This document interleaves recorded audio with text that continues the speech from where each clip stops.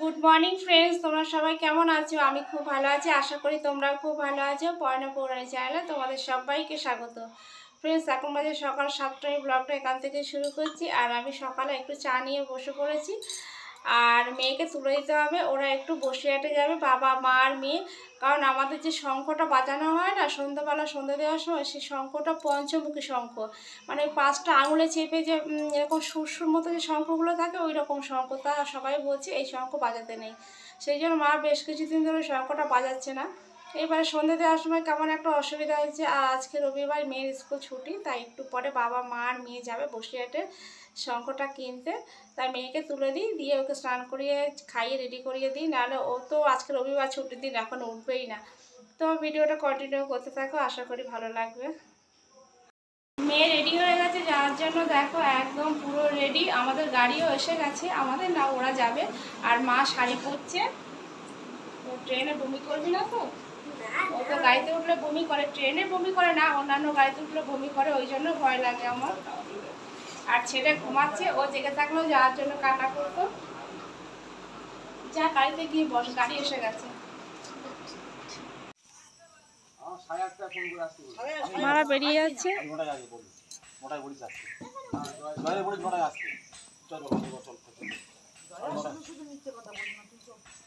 Tata tata.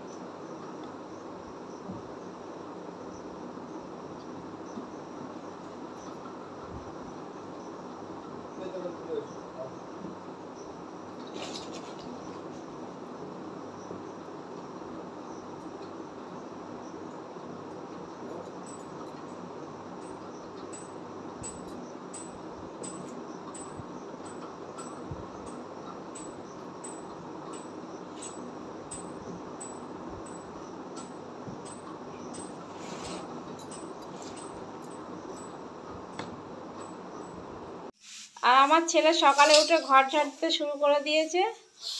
আমার মনে হচ্ছে আর দিতে হবে না, ওই দিয়ে ফেলছে। ঘর ঝাড় দিচ্ছ? দাও দাও, ভালো করে দাও। যা, আজকে সকালে ছেলেকে আর ভাত খাওয়াবো না, এমনি 9:30 বেজে গেছে, ও খাওয়াতে খাওয়াতে অনেক দেরি হয়ে যাবে। সেই জন্য আমি একটু ম্যাগি করে দিচ্ছি। ম্যাগি দিই না, খুব কমই দিই, তো আজকে একটু দিতে হবে কারণ অনেক দেরি হয়ে গেছে। আর আমার ছেলে এদিকে গাড়ি নিয়ে, গাড়ির খাঁচায় খানিকটা লেবু নিয়ে খেলা করছে। কি করছে বাবা? ওর বাবি ওকে ফোন দেয়নি বলে ওর রাগ।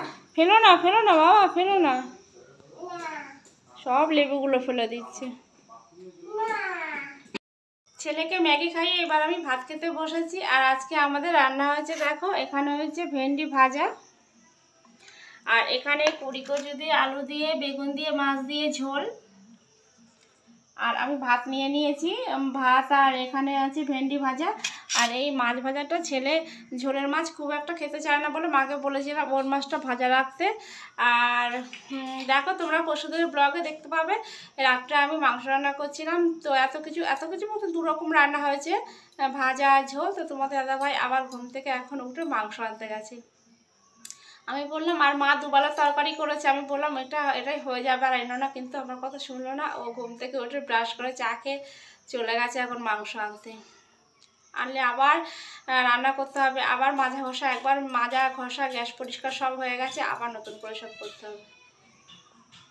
মাংস করতে চলে এসেছি, আর মাংসের আলু দেখো প্রায় ভাজা হয়ে গেছে, এবার নামিয়ে নেব। আর এদিকে আমি মাংসটা মেখে রেখে দিয়েছি।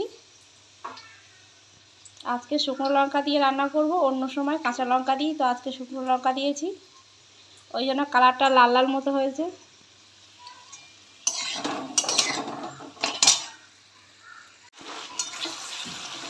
আমার মাংস কষা দেখো প্রায় হয়ে গেছে। আজকে গুঁড়ো লঙ্কা দিয়েছি বলে কালারটা একটু লাল লাল হয়েছে।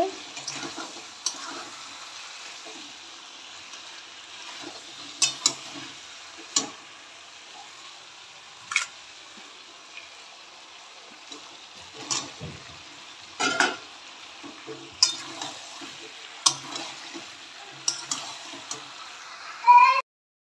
যেদিন মাংস রান্না হয় সেদিন সেদিন আমার মেয়ের খিদে পায়। আজকে দুপুরে মাংস রান্না করেছি বলে ওর খিদেও পেয়ে গেছে। আর আমি এইমাত্র ভাত বসিয়েছি। আজকে ভাত একদম অল্প কটা ছিল, আর তরকারি একটু ঝালও হয়েছে, সেই জন্য ওকে আমি দেখো এক পিস আলু 2 পিস মাংস দিয়েছি আর অল্প একটু ঝোল দিয়েছি। ঝাল তো খেতে পারবে না। আর আমার ছেলে ওদিকে খাতা নিয়ে পড়তে বসেছিল, যখন দেখেছি দিদি খেতে বসেছে দিদির কাছে চলে এসছে। তুমি পড়বে? পড়বে না। পড়বে না কেন? পড়বে না, ও পড়বে না। তো মেয়েকে খাইয়ে দিই আগে, নাহলে ছেলে খেতে দেবে না। কি বলছিলাম, সকালে মা বাবার মেয়ে বসিরহাটে গেছে শঙ্খ কিনতে। তো এই শঙ্খটা নিয়ে এসে দেখি বাবা দেখাই। এই শঙ্খটা নিয়ে এসে দেখো, দেখতে খুব সুন্দর, ছোটোর উপরে, আর খুব সুন্দর আওয়াজ। আমি বাজিয়ে দেখেছি, আওয়াজটা খুব সুন্দর। তুমি পারবে না বাবা, তুমি পারবে না, ও বাজানোর চেষ্টা করছে, হচ্ছে না বাবা, হবে না, আমাকে ভেঙে যাবে। এটা 2000 টাকা বলেছিল, তো একটু কম সম করে বাবা নিয়েছে। আর মা দুটো শাখা নেবে বলেছিল, কিন্তু শাখার দাম প্রচুর বেশি বলে মা নিতে পারেনি। আর রাত্রে রান্না করতে হবে না, তরকারি তো আছে, গরম করবো।